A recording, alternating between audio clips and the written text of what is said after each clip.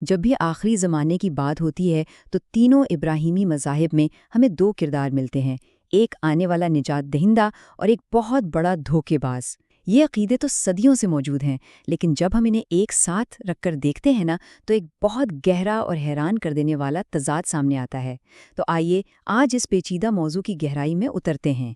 یہاں آ کر ایک بہت ہی عجیب سوال ذہن میں آتا ہے، کیا ایسا ہو سکتا ہے کہ ایک مذہب جسے اپنا نجات دہندہ مان کر انتظار کر رہا ہے، دوسرا مذہب اسے تاریخ کا سب سے بڑا ولن سمجھتا ہو؟ یہی وہ گتھی ہے جسے ہم آج سلجھانے کی کوشش کریں گے اور دیکھیں گے کہ ایک ہی شخصیت کو لے کر دو بالکل الگ الگ کہانیاں کیسے بنتی ہیں۔ چلیں اپنی بات کا آغاز اسلامی تصور آخرت کی سب سے بڑی آزمائش سے کرتے ہیں، ایک ایسی شخصیت جس کے فتنے سے تقریباً ہر نبی نے اپنی امت کو خبردار کیا تھا۔ تو یہ المسیح الدجال ہے کون؟ اس کے نام کا مطلب ہی ہے جھوٹا مسیح، یعنی دھوکہ دینے والا۔ اسلامی عقیدے کے مطابق یہ قیامت سے پہلے انسانیت کے لیے سب سے بڑی آزمائش ہوگا۔ ایک بات یاد رکھنے کی ہے کہ اس کا ذکر قرآن میں نہیں ملتا، لیکن مستند احادیث میں اس کے بارے میں بہت تفصیل سے بتایا گیا ہے۔ اس کی آمد کہا جاتا ہے کہ ایمان کا سب سے کڑا امتحان ثابت ہوگی۔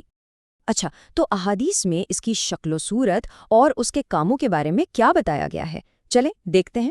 کہا جاتا ہے کہ وہ مشرق سے نکلے گا، غالباً ایران کے شہر اصفہان سے۔ وہ ایک آنکھ سے کانا ہوگا اور اس کی پیشانی پر صاف صاف کافر لکھا ہوگا، جسے ہر سچا مومن پڑھ سکے گا۔ وہ لوگوں کو گمراہ کرنے کے لیے جھوٹے معجزے دکھائے گا، جیسے بیماروں کو ٹھیک کرنا یا موسم کو اپنے قابو میں کر لینا۔ وہ پہلے نبوت کا دعویٰ کرے گا، پھر مسیح ہونے کا، اور آخر میں خود کو خدا کہے گا۔ اور یہاں ایک ایسی حدیث ہے جو اس ساری بحث کا مرکز ہے۔ صحیح مسلم کی یہ روایت دجال کو براہ راست اس کے پیروکاروں کے خاص گروہ سے جوڑتی ہے۔ یہ نقطہ بہت اہم ہے، اسے یاد رکھیے گا، کیونکہ آگے چل کر یہی بات اس بڑے تضاد کی بنیاد بنے گی۔ اچھا، یہ تو تھی اسلام کی بات۔ اب ذرا چلتے ہیں یہودیت کی طرف اور دیکھتے ہیں کہ ان کے ہاں مسیحا کا تصور کیسا ہے۔ وقت کے ساتھ ساتھ ان کے قدیم مذہبی ادب میں یہ تصور کافی پیچیدہ ہو گیا اور اس میں ایک سے زیادہ کرداروں کا ذکر ملتا ہے۔ یہودی روایات میں دراصل دو مسیحاؤں کا ذکر ملتا ہے۔ پہلے ہیں مسیحا بن یوسف، یہ ایک جنگجو مسیح ہیں جن کا کام بکھری ہوئی یہودی قوم کو اکٹھا کرنا اور نجات کی راہ ہموار کرنا ہے۔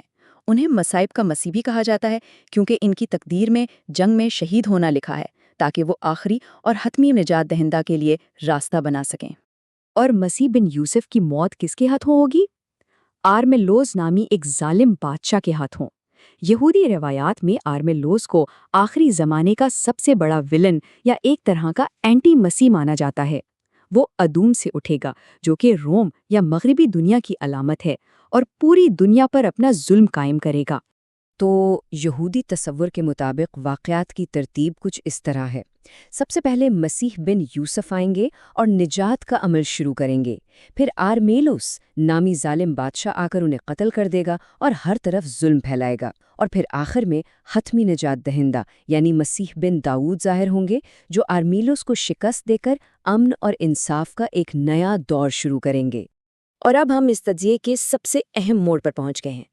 یہی وہ مقام ہے جہاں اسلام اور یہودیت کی یہ الگ الگ چلتی ہوئی پیشین گوئیاں آپس میں ٹکراتی ہیں اور وہ بنیادی تضاد کھل کر سامنے آ جاتا ہے جس کا ذکر ہم نے شروع میں کیا تھا۔ تو اصل تضاد کیا ہے؟ وہ یہ ہے کہ جہاں یہودیت صدیوں سے ایک ایسے مسیحا کا انتظار کر رہی ہے جو انہیں دنیا میں سیاسی اور روحانی عروج دلائے، وہیں اسلام یہ خبردار کرتا ہے کہ جس شخصیت کو یہودی اپنا مسیحا مان کر اس کی پیروی کریں گے وہ دراصل دجال ہوگا۔ اسلامی نقطہ نظر سے یہ تاریخ کا سب سے بڑا دھوکہ ہوگا۔ اب ذرا اس ٹیبل کو دیکھیں، یہ اس تضاد کو بالکل صاف کر دیتا ہے۔ اب دیکھ سکتے ہیں کہ دجال کے جو کام اسلامی روایات میں بتائے گئے ہیں، جیسے لاکھوں پیروکار بنانا، یروشلم کو اپنا مرکز بنانا اور معجزے دکھانا، وہ بڑی حد تک یہودی مسیحا سے جڑی امیدوں سے ملتے جلتے ہیں۔ اور سب سے بڑی مماثلت وہ ہے پیروکاروں کی۔ حدیث صاف صاف کہتی ہے کہ اس کے سب سے بڑے حامی یہودی ہوں گے۔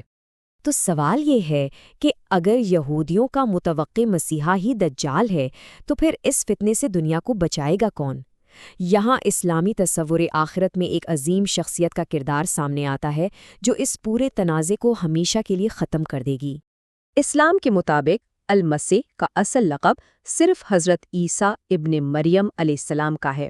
قرآن انہیں المسیح عیسیٰ ابن مریم کہہ کر پکارتا ہے۔ وہ اللہ کے ایک عظیم نبی ہیں جنہیں نہ تو قتل کیا گیا اور نہ ہی سولی دی گئی، بلکہ اللہ نے انہیں زندہ آسمان پر اٹھا لیا تھا، اور وہی آخری زمانے میں دجال کو شکست دینے کے لیے واپس آئیں گے۔ احادیث میں حضرت عیسیٰ علیہ السلام کی واپسی کا منظر بہت واضح طور پر بیان کیا گیا ہے۔ وہ دمشق میں ایک سفید مینار پر اتریں گے، دجال کا پیچھا کریں گے اور اسے باب لد کے مقام پر قتل کر دیں گے۔ کہا جاتا ہے کہ انہیں دیکھتے ہی دجال ایسے پگھلنے لگے گا جیسے پانی میں نمک۔ اس کے بعد وہ صلیب کو توڑ دیں گے، جس کا مطلب عیسائی عقائد کی اصلاح کرنا ہے، اور پھر دنیا میں انصاف اور امن کا ایک ایسا دور قائم کریں گے جس کی کوئی مثال نہیں ملتی۔ تو خلاصہ یہ ہے کہ یہ پیشن گوئیاں آخرت کے بارے میں دو بالکل مختلف نظریات کو ظاہر کرتی ہیں۔